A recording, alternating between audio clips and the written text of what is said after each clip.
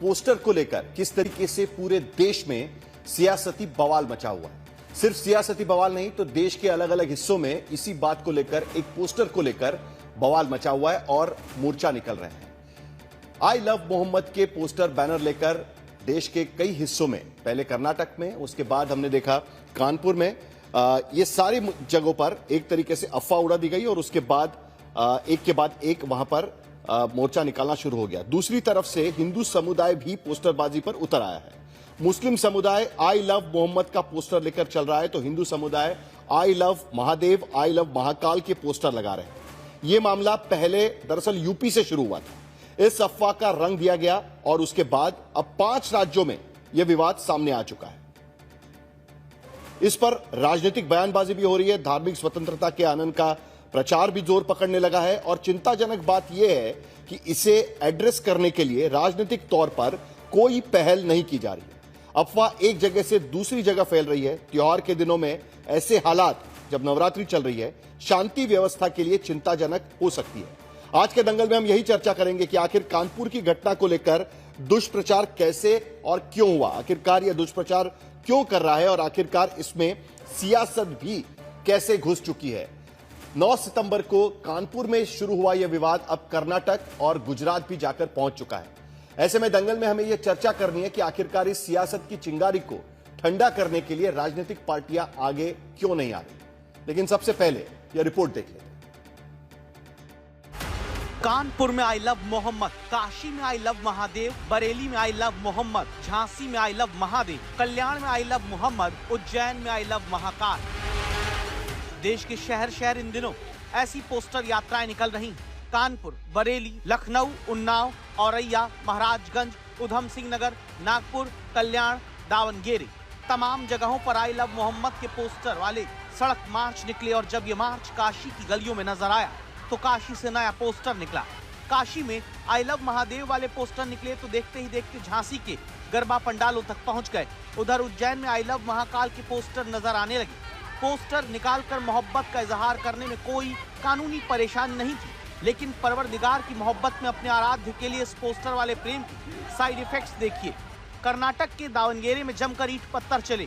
गुजरात के गांधीनगर में गरबा के पंडाल पर हमला हो गया। उत्तराखंड के उधम सिंह नगर में पुलिस पर हमले के बाद आरोपियों पर बुलडोजर एक्शन तक हो गया। सोशल मीडिया के कंधे पर सवार होकर यह संक्रमण पूरे देश में धीरे धीरे फैल रहा है और इसमें अब सियासतदानों की एंट्री भी हो चुकी है, जो इस विवाद को आधे अधूरे सच के साथ पेश करके अफवाह फैलाने में मदद कर रही है। हर मुसलमान मोहम्मद सल्लल्लाहु अलैहि वसल्लम से मोहब्बत करता है, इसलिए कि उसके ईमान का हिस्सा है। कोई बैनर लगा के इधर कुछ कर नहीं सकता, उसके अब्बा का पाकिस्तान नहीं है ये। Religion is an emotional issue, तो जाहिर है सब साथ में आएंगे और अपनी आवाज उठाएंगे। और जो लोग जो है वो आई लव मोहम्मद के नाम पर जो है वो प्रदर्शन कर रहे हैं, वो जो है वो केवल पाखंड है, इससे ज्यादा कुछ नहीं। ईद मिलादुन नबी पर ऐसी चीज लगाना लगाया जाता है तो इस पे एफआईआर नहीं होना चाहिए थी। यहाँ तक कि कश्मीर में बैठी महबूबा मुफ्ती भी कहती हैं कि आई लव मोहम्मद कहने से रोका क्यों जा रहा है। इसकी जड़ में जाहिर तौर पर धर्म मजहब की सियासत का फायदा उठाने वाले नेता ही हैं, लेकिन इस पोस्टरबाजी वाले संक्रमण की शुरुआत कहां से हुई थी, अब ये देखिए। विवाद की शुरुआत 4 सितंबर को पैगंबर के जन्मदिन यानी 12 वफात के जश्न से होती है।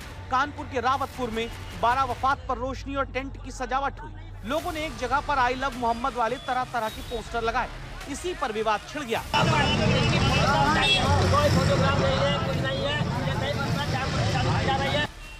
कुछ लड़के विवाद करने लगे। कई जगह पर बैनर पोस्टर के खिलाफ धरने पर बैठ गए।